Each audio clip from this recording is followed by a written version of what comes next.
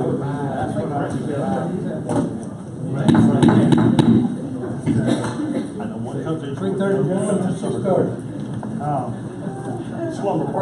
is first and second all week.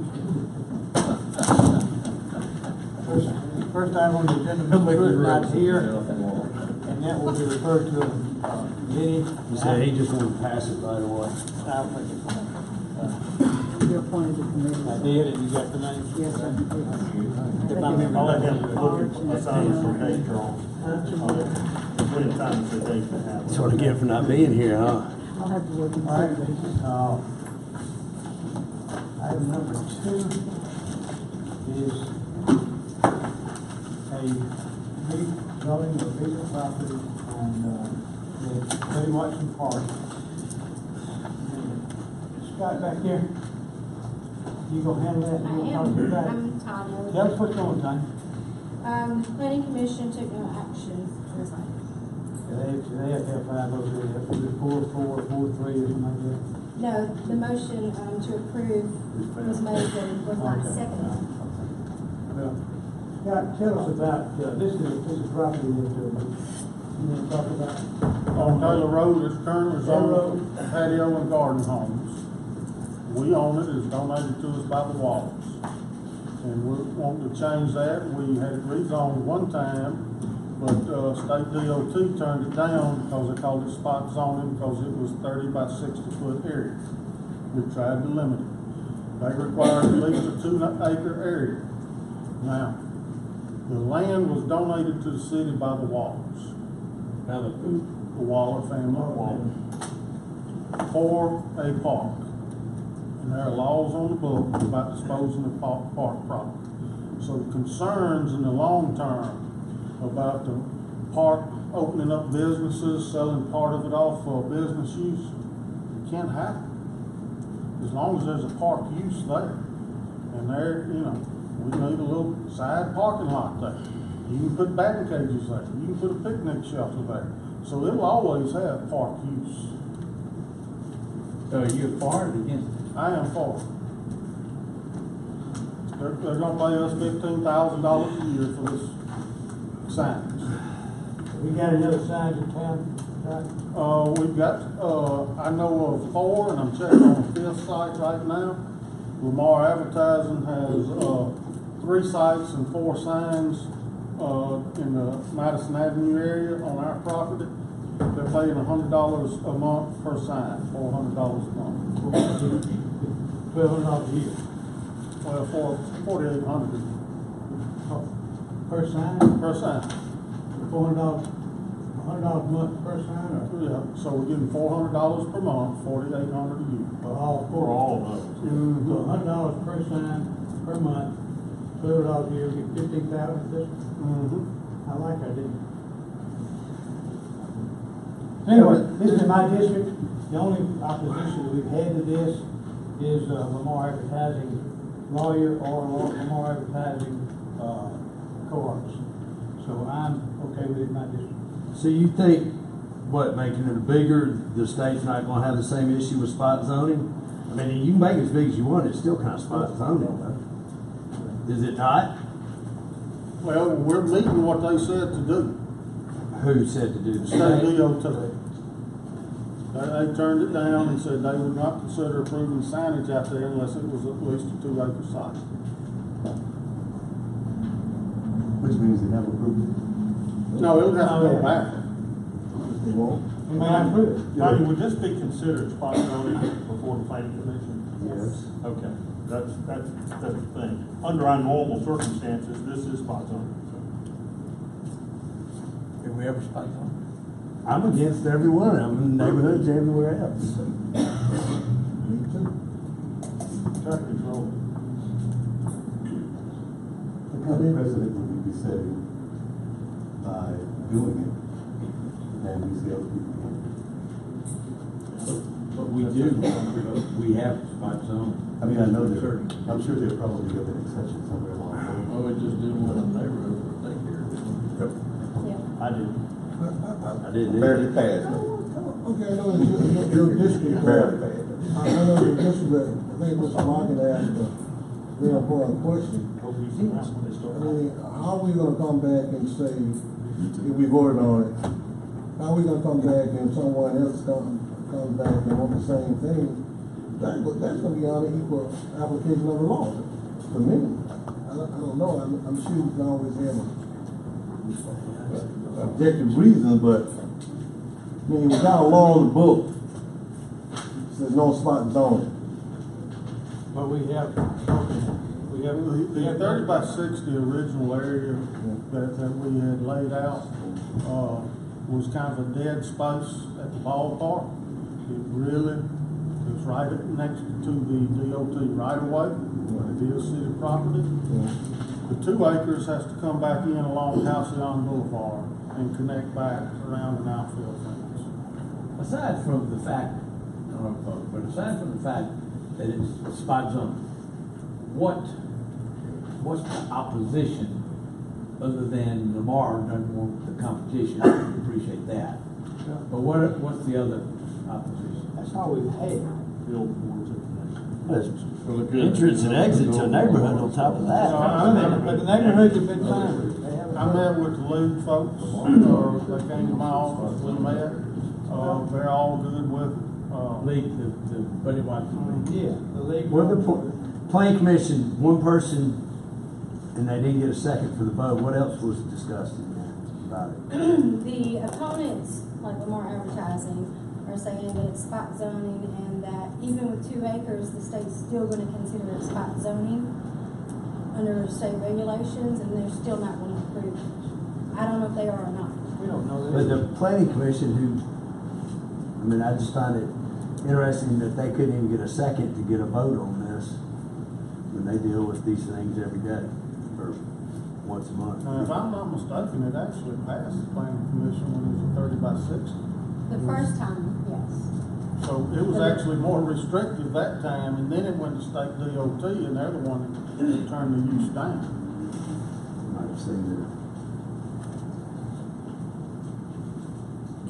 So the bottom line is whether we approve, if the city We council approve it. approves it, then it still has to be Still has to go approved by the to- department. It has to go to the And the deal for us was, it's gonna give us advertising for Parks and Rec events, city events. So you have that advertising opportunity as part of the deal. Plus, if Lamar's paying $100 a month for these other signs, and this one is $15,000 a year, I would imagine Lamar don't want to bring those theirs either. Did we do an RFP or we just give it to these? This guy came along and offered that, and after what we saw with Lamar, that's a heck of a deal. Is this 15,000 a year or a month? 15,000 a year. It's a year. 15 years. Versus 40. Versus $1,200 a year. Which he sold all the other ones he's got in the city, right? Who is? I think Lamar's gonna sell it. Lil Bell, what is it? Bell out there. Bell Media. Bill Media, yeah. New South. New I South think is what- Bell Media. okay.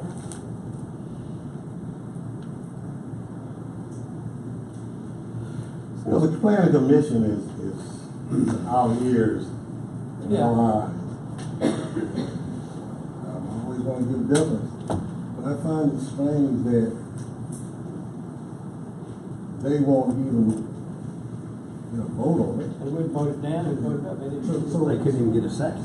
So I know ultimately it's up to us, but what kind of message, they're really telling us that they don't want it.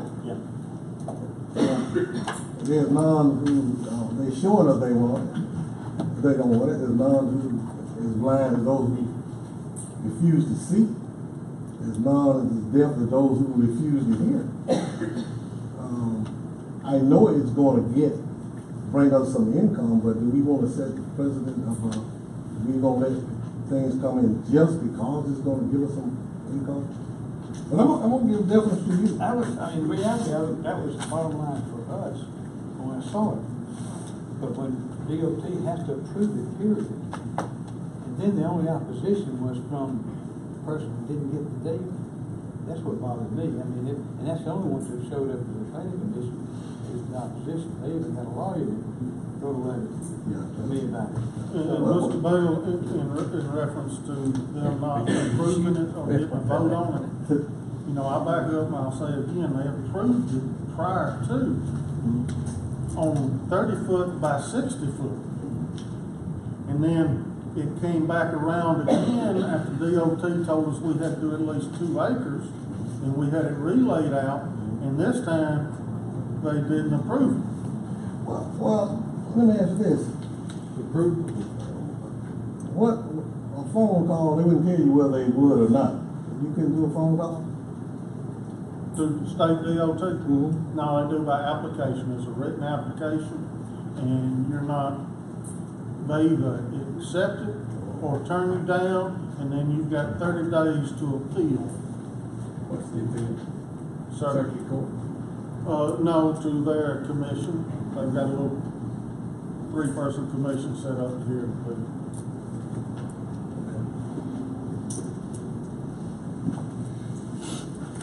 Price of poker might be going up too, if, that becomes the new standard, so the other properties that Well, I think, obviously that's what's going on. when it comes to the renewal of those. Yeah, I mean, those Price of bids gold. are $1,200, this is $15,000. That's what's really going on, I think it's an opportunity for us because of the location. We just happen to have a good location we don't want to have. I looked, when I heard of that, I said, oh, well, we can only do those parts. We've got the space we could use for this because it's a different stream. None of our other parts have the right to people travel. Yeah. And it's a DOT approved, because that's a federal, I mean, a state right. State highway, so it's all state highway. This year we're going, thank you. So, anyway, that go. Dan, I could appreciate the certain spot zone if you're creating something that's gonna cause a lot of influx of traffic and stuff, impact the community, but this is just putting an advertising sign on a piece of property on the corner, that's it. And we get the 15,000 and 1/8 of the advertising time on that. We can advertise Independence Day celebration, our events, police recruitment classes, you know, whatever. We're getting about We're getting 1/8 of that. 15% of the signage that will be for city and parks and rec use. Yes, sir. Is this still proposed to be that new style signage that cone shape? V-shaped. It's smaller though. It's gonna black out the backside. Well, it's smaller than the other. The triangle, yeah. Which is on Chantilly right now. It's different animal. Well, we saw it. Anyway, okay. Anybody got more questions? Okay, thanks, Scott.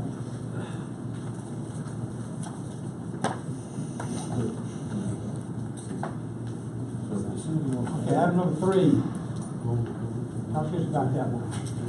Planning Commission, this is, they wanted to rezone property for a mobile home, for one mobile home on this property. Planning Commission made a motion and passed to deny it, and they appealed the decision. Why did they deny it? There was a lot of opposition in the neighborhood, and there was concerns about flooding, and they were not sure that they were going to put one mobile home, even though we told them, yeah. Just had one like this, didn't we?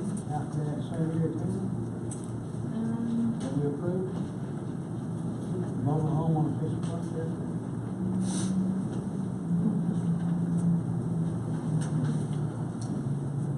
Is that David's district, old district?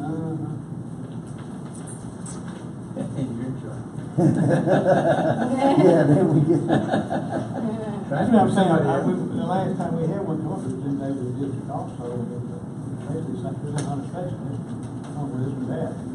This is Madison, I mean, not Madison, Flatwood.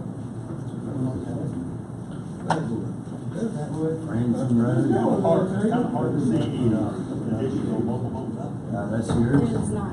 I don't think anybody. There's, It's in the, Charles, PJ. But are these properties? there are no other mobile homes out There's not any out there? If there are, there are very few. You can't even see any on the aerial map that's in here.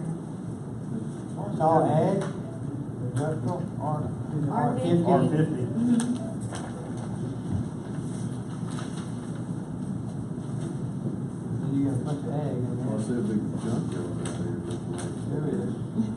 cars over there. Is this off the main road? It's on Williams Drive. Like, is that a It dead comes off end? Lower Wetumpka Road. You have to turn off Lower Wetumpka Road. There are a couple, if you look at the zoning map, there are a couple of spots towards Lower Wetumpka Road that are strictly commercial. What is it, FH? Flood hazard. Okay, we backed up.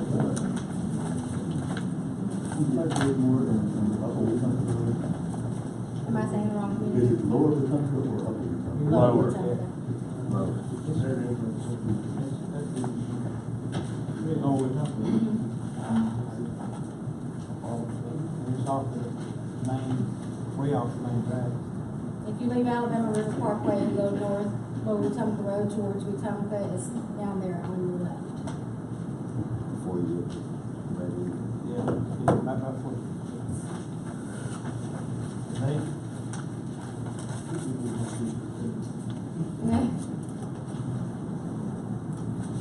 I guess this is. Opposition, you said there's a lot of opposition from the neighborhood, what neighborhood? I mean- There were several people there from the neighborhood. It's backed That's up. a heck of a neighborhood. Backed up Williams. I mean, it's not a crowded neighborhood, but there's people out there. It's a big piece of property too. That's what they were concerned about, that he was just only gonna put one, even though it's gonna be restricted to one. That's what he So did. the option is that they don't want one mobile home. You restricted to one, you can't put one. About to say, Any if you mobile put, home. I mean, he'd have to come back if he wanted to put more than one, right? Yes. Well, they're okay with that junkyard back there, that's fine. Maybe trying to clean it all up. Like 2 miles. I haven't been out there looked at it. I know where it's at. It's right, junkyard. So the plan is turning down. Yes. So what's before us was not uphold the appeal, uphold the, Well, this has a nice spot, so we change it single family residential to mobile home.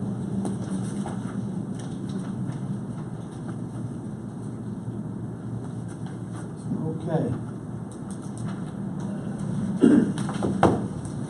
Anybody got any thoughts?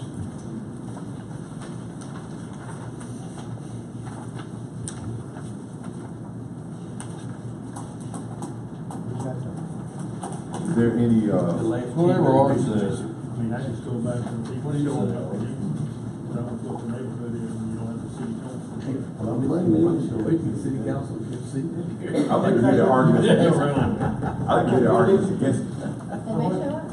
You what? I said they may show What up. are you? I'd like to hear their arguments against it. Yeah, I'm sure they will. Yeah, I mean. We'll have a public hearing, let's see what happens. Oh, okay.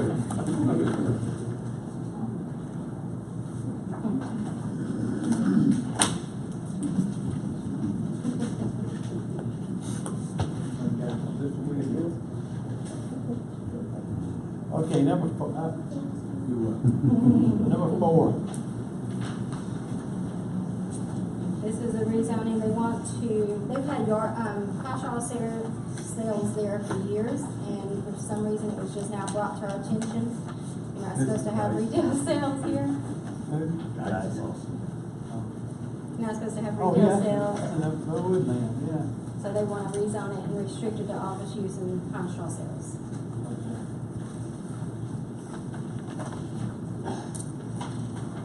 Oh, yeah, this is similar to the Boy Scouts. It's right next to it, that's where his office is. Yeah. You just set a store out there all these years. For years. Somebody brought it to our attention. Competitor, maybe? What happened at the planning commission? They approved it. Huh? They approved it. All right. That's yours? Right across the street from mine, I think it's technically. Wait. That's your big. Which one, trial? This is a good one, though. Cargill 4, Cargill Road. Boy Scouts. Questions on that? I know. I'm for it. You okay? See what side is on. Because I do this.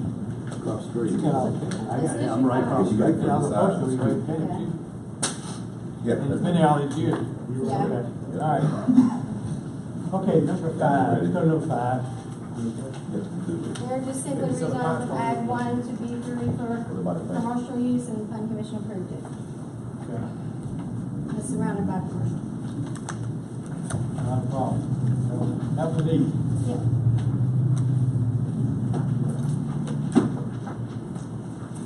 That was the easy part. Number 6. Okay. Thank you. All right. Oh, yes, it's a voting precinct Judge change. Probate had requested this District, change. district. Yes, sir.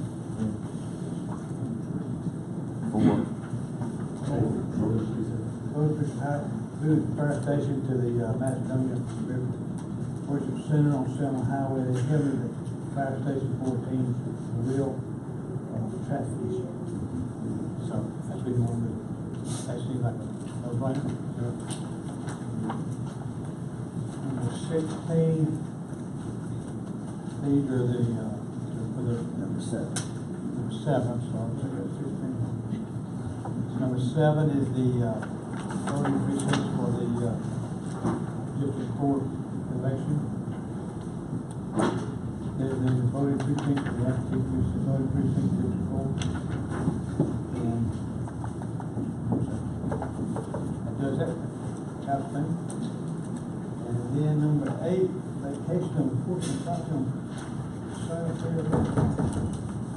We rode out there the other day and looked at this. This is just an old vacant road. It's really a place where they come and do garbage and all that kind of stuff. Property owner owns both pieces, one on either side. And so then You better tell somebody else, not me. Yeah, I mean, it's not affecting me. makes sense, we'll go ahead and put it together. All right. That's not that bad.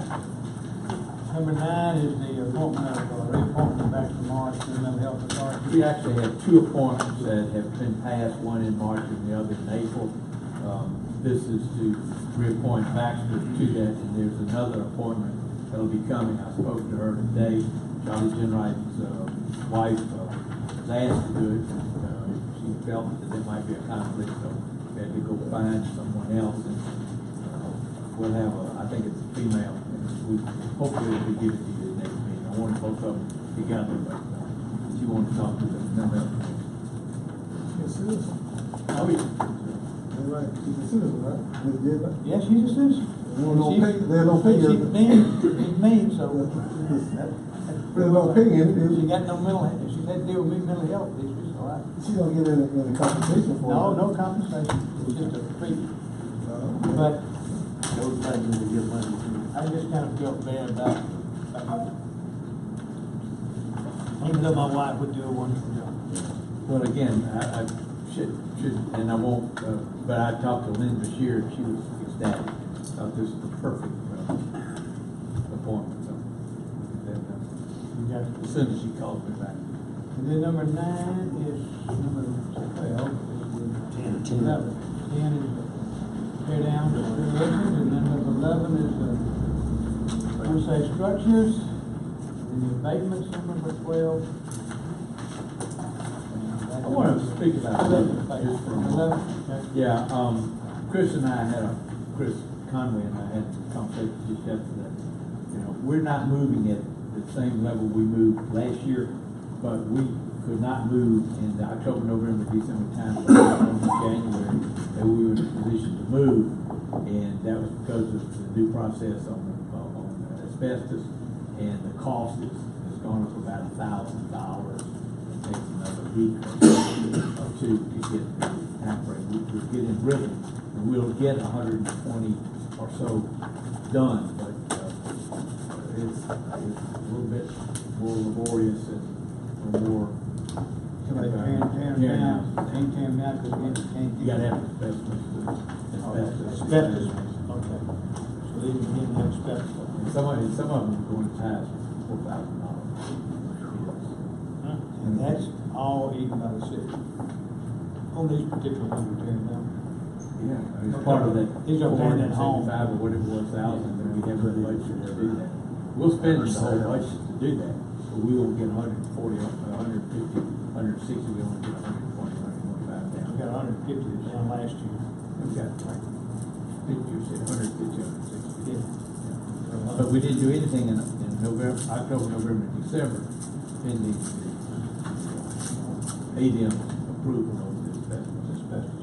There was a moratorium. That's a slowdown on a lot of stuff. I mean, this is what's going on with the, motel and stuff like that. No, that's liens. Liens? You talking about the old government town? Yeah. Yeah, that's the state of Alabama liens there. They're asking the state to forgive, I can't remember the number, it's a big number, $150,000, $160,000. They've asked us for our help. We've actually made a contact on their behalf, but they're not our liens.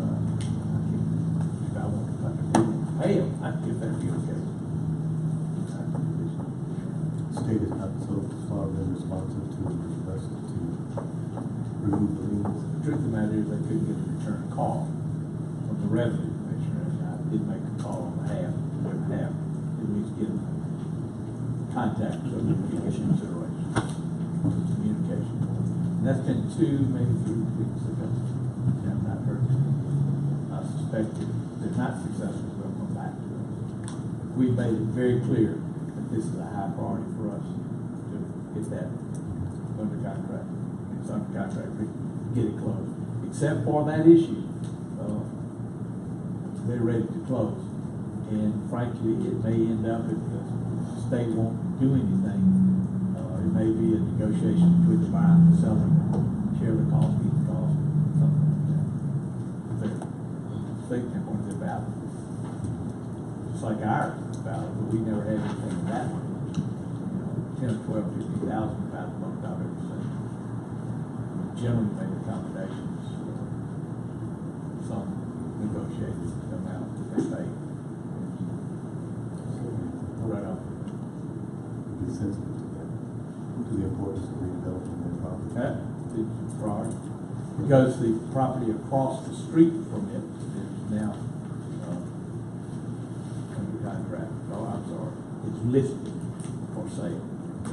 You go to sign? So that gives them opportunity. Okay, we got folks who want to talk to us in the work session. We won't let it just die. It's high priority. Thomas Jones, Ms. Cooper, and Ms. Gomez from PDI, faith-based initiative.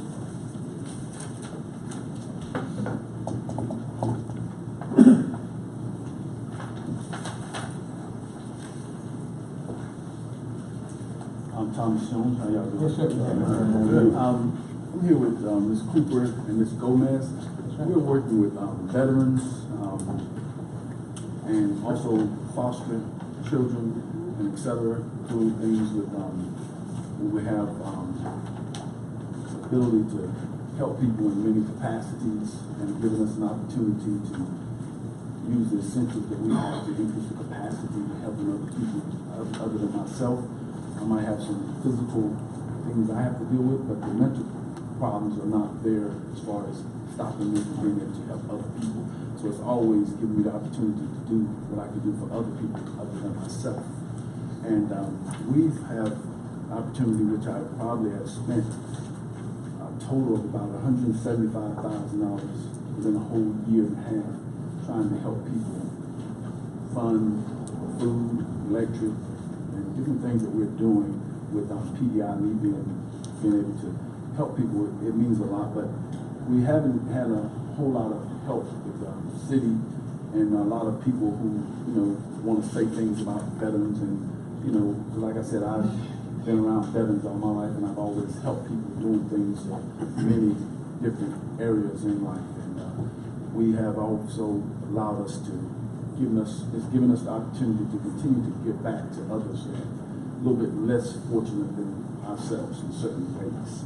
I guess we'll let Ms.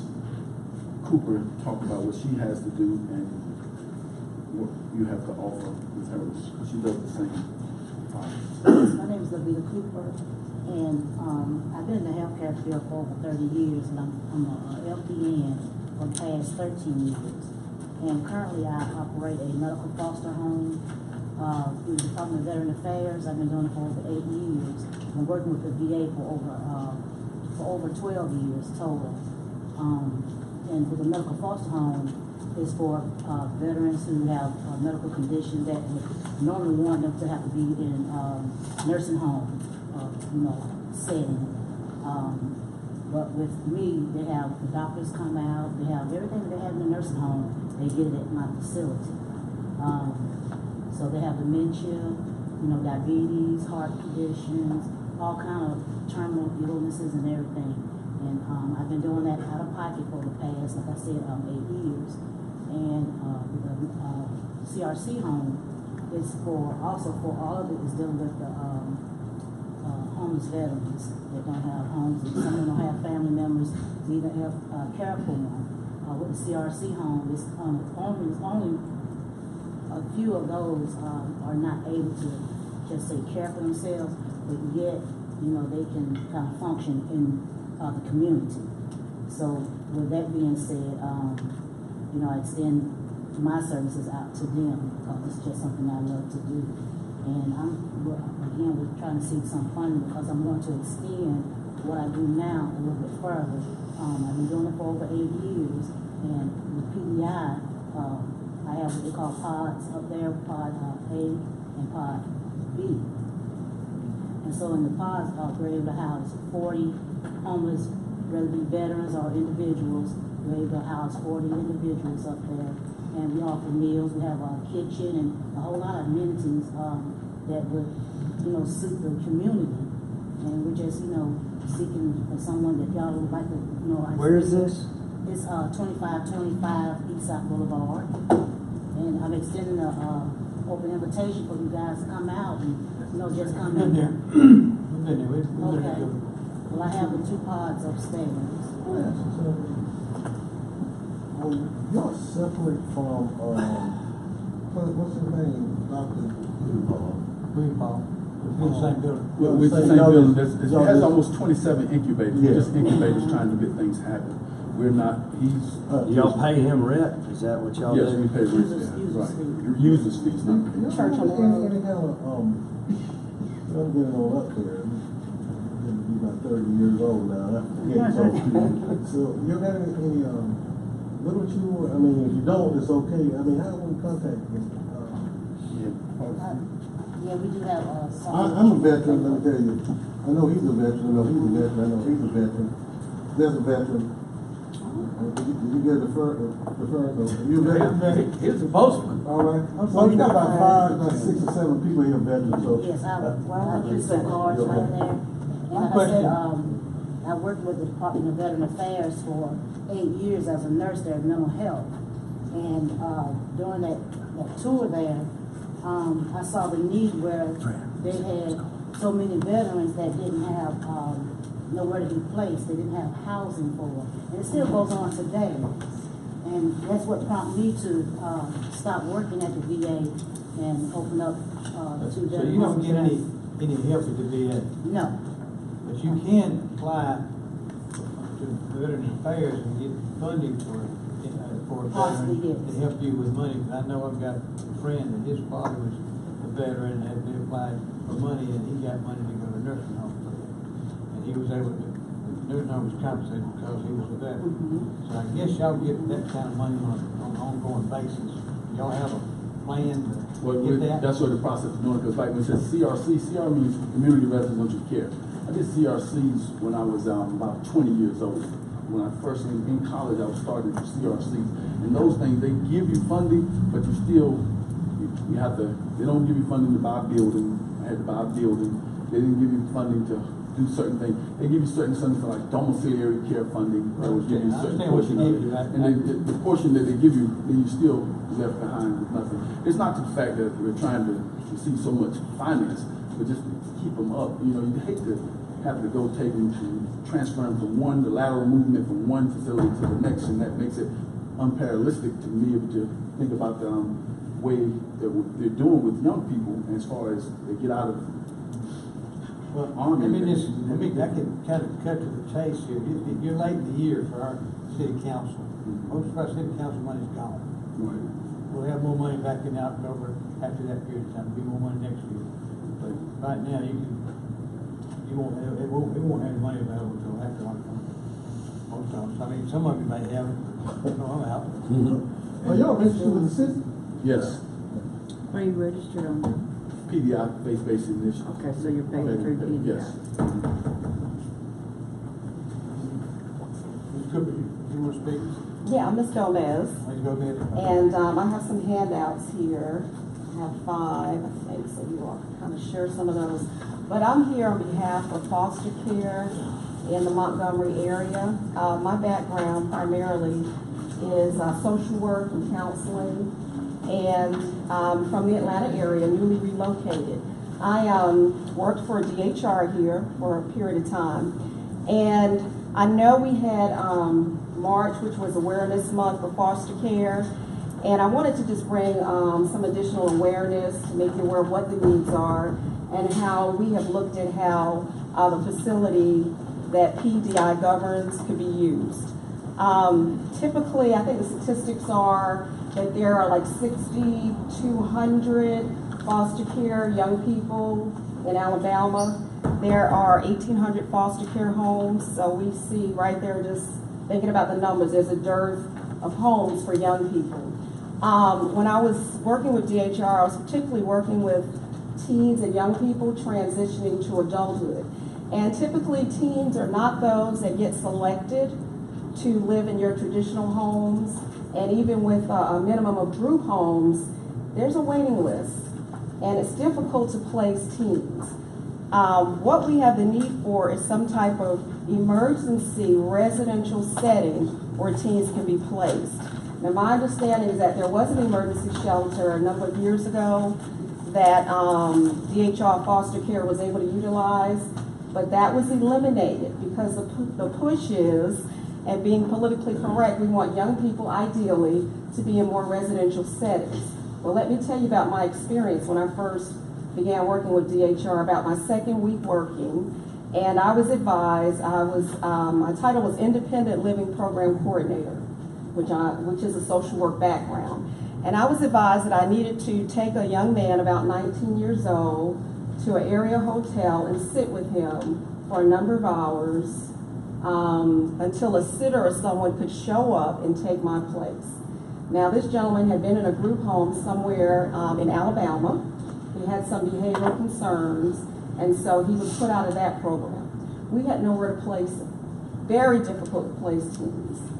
And so I was to sit in a hotel, which is not ideal in terms of safety for either one of us, and I sat for about 4 hours with him until a sitter showed up. We don't have a contract with any particular hotel in the area, that we've selected, and ideally considering it more residential than others. So when the need arises, it's just a random opportunity to take kids and put them in a hotel. Some of them have not been the best hotels. So I'm saying that we do need some type of residential shelter here, and where PDI comes in is that they have the capacity to house young people. There's another area of concern is that typically young people age out of foster care at 21, and a number of them, unfortunately, all the statistics will show this, and not just here, in other places, other parts of the country, they end up homeless. PDI came up as a resource because PDI is willing to accept young people aging out of foster care and provide them shelter and transitional housing. So that's how I became affiliated with PDI as a social worker working with DHR. DHR is receptive to having young people who are aging out of the system placed there, but there is that big need, as I shared, for emergency shelter. Also, DHR did ask me about asking PDI when I was still working for DHR about runaways. We have a number of runaways. Kids that for whatever reason they don't settle well, or they don't maintain or aren't maintained well in a traditional foster care setting or group homes in just a whole. So a setting like PDI that has the capacity and the facilities and is more residential than lots of other places like area hotels that are selected randomly would be good opportunities for even those kids that run away, to be able to say to them, well, we have another option for you. All And we this can comes from transition DHR you. though, all the kids come through DHR, right?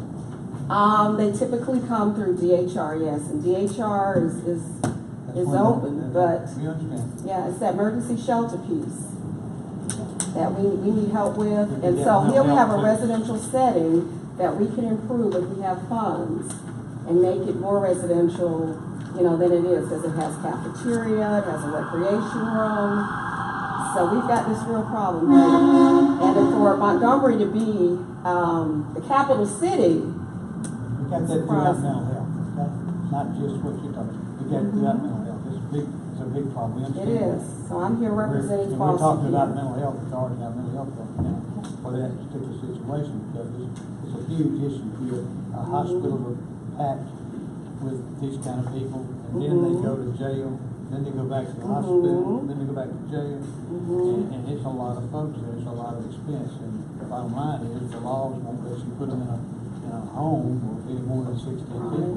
Okay. Well, I'm acting as a consultant with PDI, so I'm working also with Ms. Cooper and the veterans. It's my background is social work and counseling, so I've got a clue about mental health and the veterans and the teens, which is my We passion.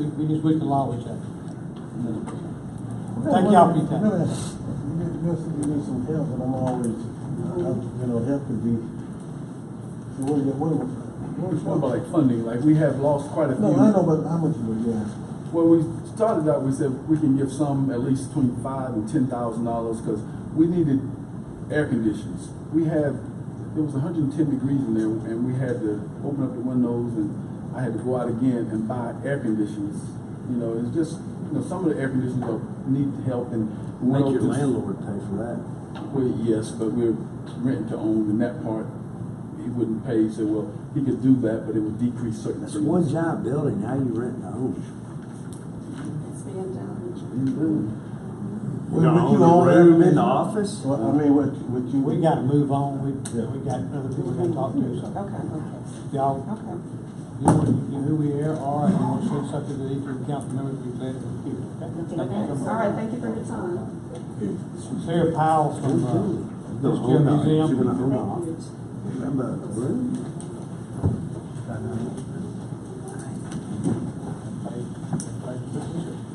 Hi, how Yes, are you? ma'am. Work the system.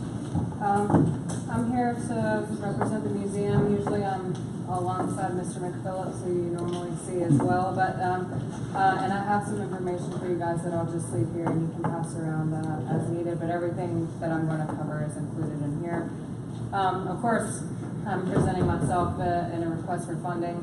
I know you guys are bombarded with requests for funding, and it is not my intention to continually come to you every year for funding, but the point of this is just to say that we are at a crux in terms of our organization. We're facing necessary and otherwise very crucial repairs to the tune of up to $1 million. We're actually getting ready to seed fund the start of a capital campaign so we can address these repairs. But as the last standing landmark of the Fitzgerald legacy, we do see it necessary that we are a historic part of the city as well. We do bridge both of our parts of our history, from Civil War history all the way up to our civil rights history, covering between the 20s and 40s. Since I came to you last, we announced that we opened an Airbnb. Since we've done that within the past 6 months, we've received international coverage, more than we've received since our inception. We've continued to have 100% five-star reviews with a projected $8,000 in earnings through the fall, through the November itself. Just within the last 30 days, the apartment has been viewed 4,000 times online, and we will be announcing a second location in August to attempt to continue this revenue as we move forward. We are no longer actively renting to the public, which was always a conflict in terms of our operations before.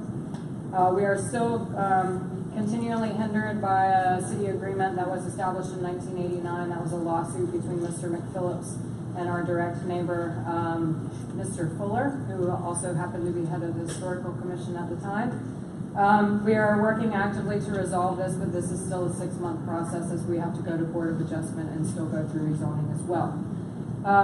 Since I've come on as director, which has only been in the last year and a half, we've continued to increase our admissions up to 38% and personal donations of 22%. However, our expenses in that time have increased up to 49%, and they continue to increase every day.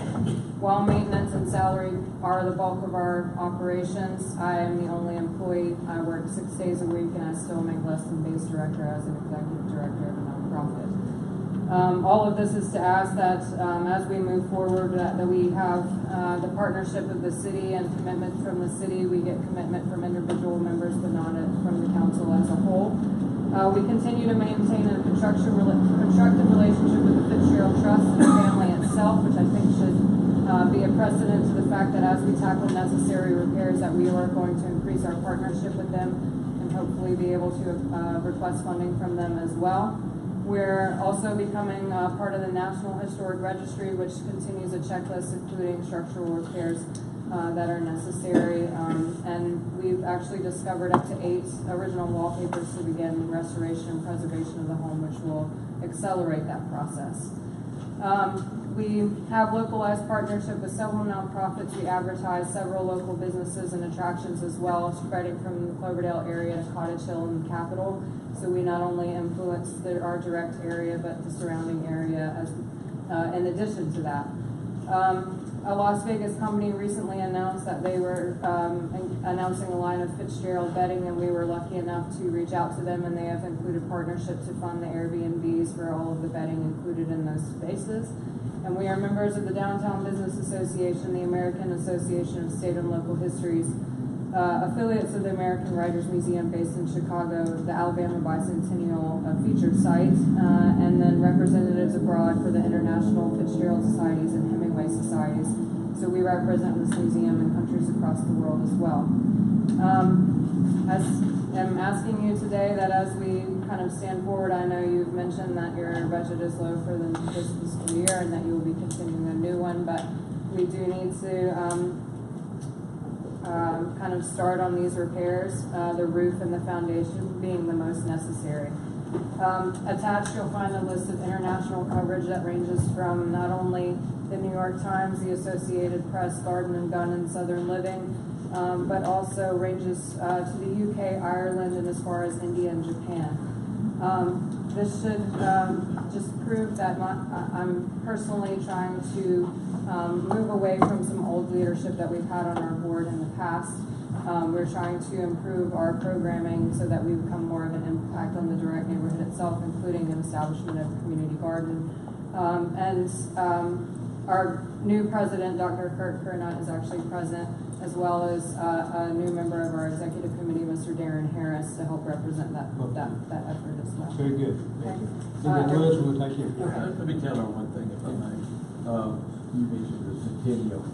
We're doing a bus wrap, actually doing 2 bus wraps, and I just saw the proposal yesterday from the commission to the art committee, but anyway, the Fitzgerald Museum is very prominently displayed on that, so that's not a cash issue, but there'll be a lot of riding around Montgomery that'll be putting that forward.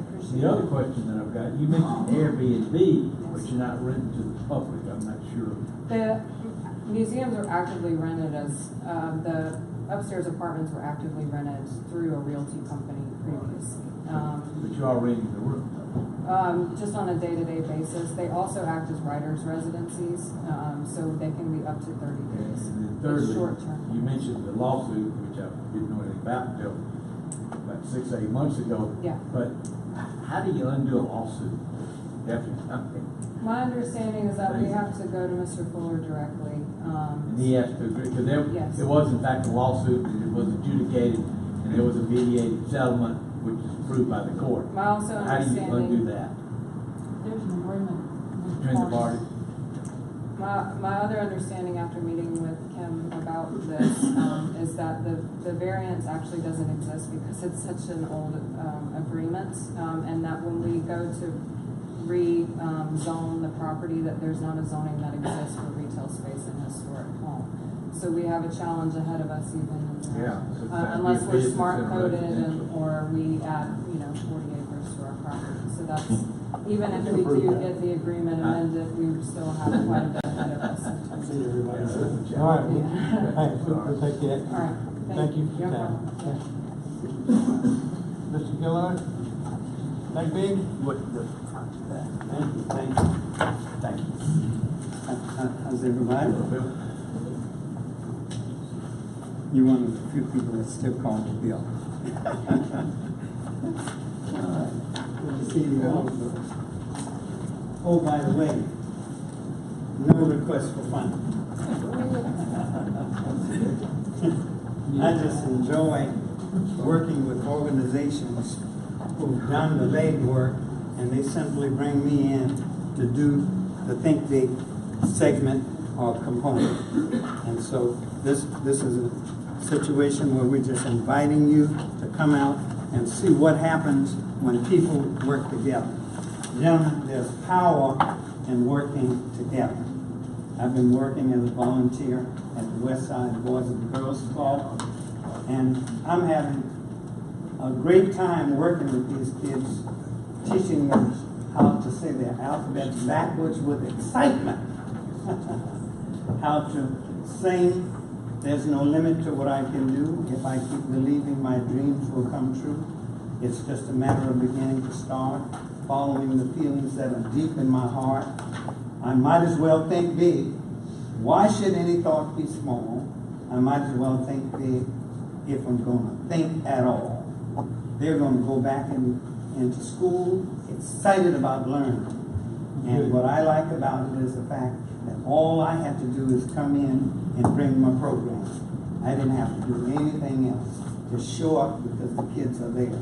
Now, just last week, I discovered that they were having this at Maggie Street Baptist Church. I had nothing to do with this. You won't see anything about Think Big on the flyer because I had nothing to do with it. So we brought the two together. And as a result of us coming together, it's going to impact about 300 kids to get them excited about learning on the first day of school. All I'm saying is, let's work together, and I'll see you on October 1 when I request funding for the Super Bowling trip. Sandra Edwards?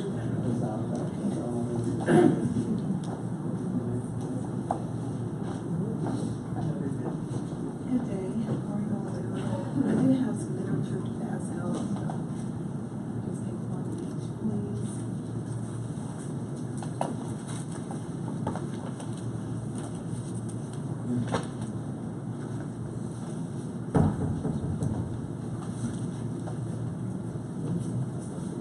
See, Brendan, you get one, I'll get mine. Trying to count. One second.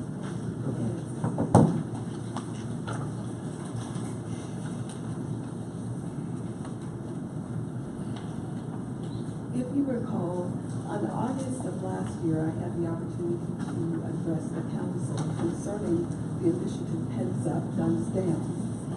And since that time, my husband and I have been vigorously pursuing, trying to make sure that this comes to fruition. Initially, we created the one-year program for this and have submitted it to the U.S. Department of Education and had a meeting in March of this year with Director Escliffe he's the Director of Safe and Healthy Students. And since that time, I've also had the great privilege of being invited to work with the youth task force that our honorable mayor has put in place. And we had a 7-week program that was scheduled for Pins Up, Guns Down.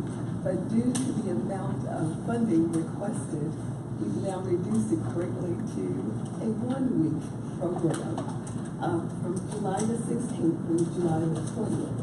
Now, Pins Up, Guns Down is done in response to what's been going on with our students in the mass school shootings. And what we have done and what we're endeavoring to do is to start a nationwide program starting here in Montgomery. Montgomery is a very, very interesting and intriguing city for me because it is the seat of the civil rights movement, but it also is the home of the Confederacy. So we have two different mindsets that started right here in the city of Montgomery.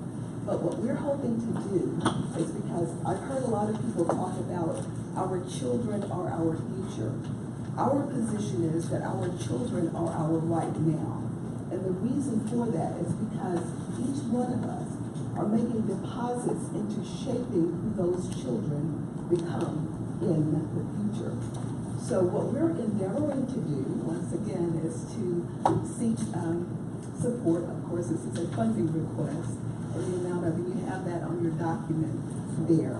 A balance due. We did have a sponsor, one of your esteemed colleagues did show his support for us in sponsoring the stipend.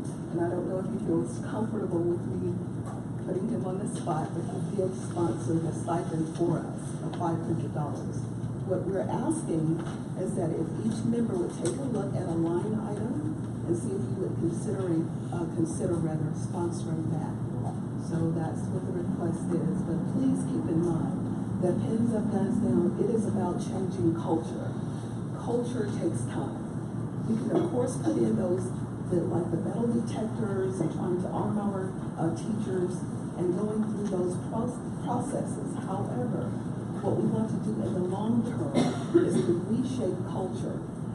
So I'm 55 years old, and I grew up in Mississippi, a little small town.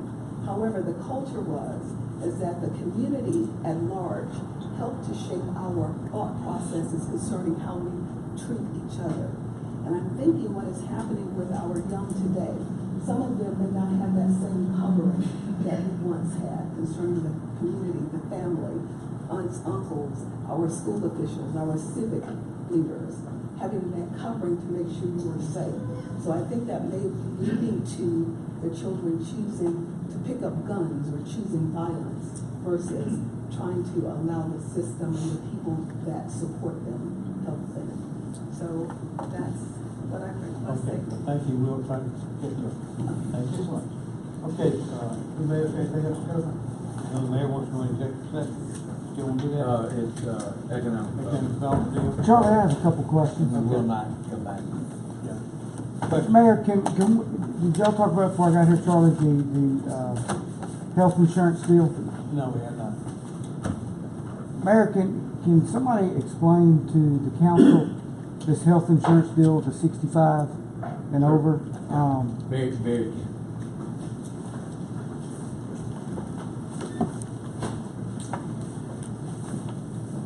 So what we're looking at doing, we've got some more risk management folks here if you've got some detailed questions on it. This is something that's been looked at for probably over a year and a half. The previous chief of staff started looking at it, and it's something that's being done by really a number of cities, Memphis, Phoenix, Cobb County, big companies, IBM, 3M, DuPont. And what this is, it's the supplement for Medicare. The Medicare supplement portion is our post-65 group, we call it. And what we're doing, instead of continuing to have a single pool of employees, we've got about 1,000 people in that. What we're doing is going to a larger group where they'll be part of, say, millions of people in it. So when you have 3 or 4 sort of shock claims, it's not going to have such a big impact on our experience costs. I sort of understand that. How is it going to affect the coverage for these retirees? I mean, Okay. That's the what they'll do. I mean, the way it is now, they pay a premium that gets deducted from their retirement check, and they have a one-size-fits-all type policy, Blue Cross Blue Shield policy. What we'll do is they'll no longer make a contribution, no longer pay a premium for the coverage. They'll just have an amount deposited in an HRA account, a health reimbursement account, $2,800 if they're single, and $4,800 if they have a spouse.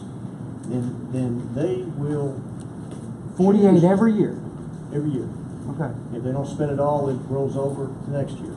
They'll choose which policy they want. Instead of having a one-size-fits-all, I mean, if you live in Georgia or Florida, outside the state of Alabama, Blue Cross Alabama policy we have is not a good choice because all your physicians are out of network.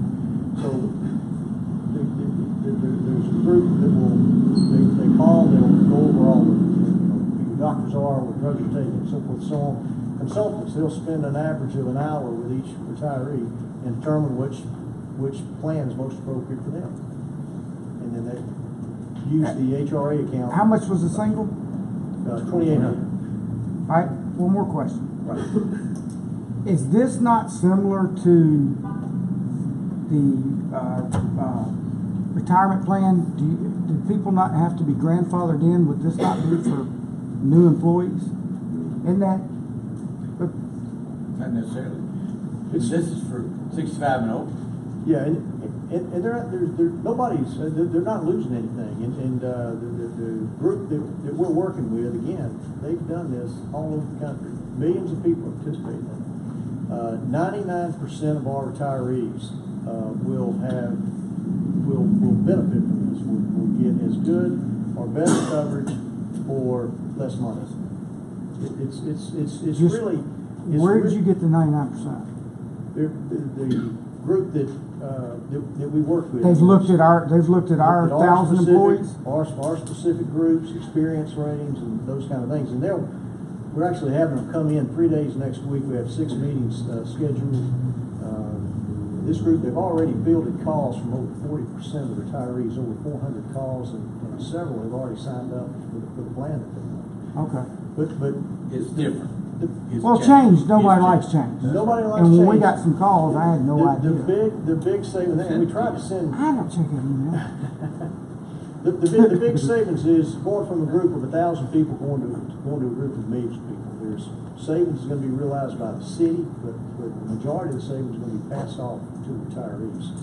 And that money would roll over in their account to be used the following year. That's right. Okay. As an example, these are just illustrative. If you had a catastrophic event with 1,000 employees or 2 catastrophic, you may have to raise those premiums $40 or $50 just to cover that cost because it's self-insured. With millions out there in the Social Security population, a couple of 3 or 5 or 20 catastrophic events might raise it a buck or two. Right. And we, as the city, then would increase the 4,800 to some number that would be over a 2 or 3 or 5 year period of time, inflated adjustments or something like that. So it's not a static. Okay, that's what I was. Yeah, okay. It's not a static 4,800 forever and always. Okay. Who determines that 4,800? Well, when you're gone, if it goes eventually you would, because it's got to be included in our budgets as we would present them to you. Okay. We retain the retirement board that we have had all historically. Do we still have a retirement Well, system? because of us going to RSA, eventually they will transition out. And you guys, the city council, will make decisions on things such as that. You know, if there's a cost of living adjustment to be made, you guys determine whether it can get included in an annual budget. Do we vote on this? Not on this. Okay. Just, it's a preliminary, we're going to propose to you in the budget some treatment that you can accept or not accept. So what? Treatment, compensation treatment for some of our retirees. But again, it comes back to you. Any other questions? Can I got another topic too, Charlie. So the question I was getting, you said we're on the one Blue Cross Blue Shield, one size fits all. Right. And now the retiree will need to go and sit down with this consultant and pick and choose 3, 4, 5 different policies. Not 3 or 4 or 5 different, but they'll have their choice of 8 or 10 or 12 different companies, one of which is Blue Cross Blue Shield. If they like the Blue Cross Blue Shield, keep what they got. They can keep that. But that's 65 and over. That's right, 65 and over, and it's just a supplement. If you're 65 and over, and participating in Medicare. We've got a few retirees, 65 and older, still working, not here, but somewhere else. Right, so they're not. For Medicare, they don't have Medicare yet, so I found those people. John, I have one other request. before we leave, may I make, on that particular topic? You wanna cover something on that topic? Mine too. Yeah, okay. This became very personal to me a couple, 3 weeks ago when we first brought it up a month or so ago at our cabinet meeting. I happened to not be in the room when it happened. I was talking on an education matter, so I was suspicious when I heard about it. But if you'll remember, I'm not running again, so I got 16 months. I'll be one of those that did it. So I have looked at this very carefully. Brought in Charlie, who is sort of expert in the field, and I am convinced that this is as good, if not better, at a perhaps lesser expense than what we got today. So at the end of the day, I was okay. Well, you said I have said I'm not running. You did not say I'm not running. I'm not running. Can I make this plain? His legs are crossed. I've had a lot of calls, and personally, and several of us have, on back cages out in Montgomery Park. Yeah. What I'd like is in our main meeting, if Scott could just address some of that that's going on and why we're doing it, and kind of fill the public in there. I think that would ease a lot of concerns that we're all getting calls about. I'd rather do it now, although we do have the executive session, as opposed to because we all got. I'm good with it tonight. I'm good with it. After. We need about 10 I think the reality of it, We need I about think 10 I've talked to Scott can give us a quick update right now, and then we can get in our executive session. I will do whatever y'all request, but You do it. all this happened real quick this afternoon on a couple of questions. And there was an RFP put out in 2004, and all this is predicated on. Did not have time to find it this afternoon, after I got a copy of the text. And so, let me find all that, let's talk about it before the next meeting. When do this happening? When do we cancel him? Right now, we're talking September 30th. Okay, we got the next meeting, let's have a full update on that. Scott, let me ask a question. I know you're gonna look for the RFP, but why that spot? Why can we not stick it between fields 2 and 3? They'll give us update on the next meeting. Does that got anything to do with the RFP? No, there's a lot more to the story. It's what I wanted everybody to know. So. Yeah, he got to research the whole thing. I mean, Okay. there's a lot more to it. And it's We're gonna get a full report next week, and then we'll know exactly what's going on. And you tell everybody, you'll have, from the 17th, you'll have that. All right, we need to go into executive session, and I need a motion to go into executive session. Motion to go into executive session.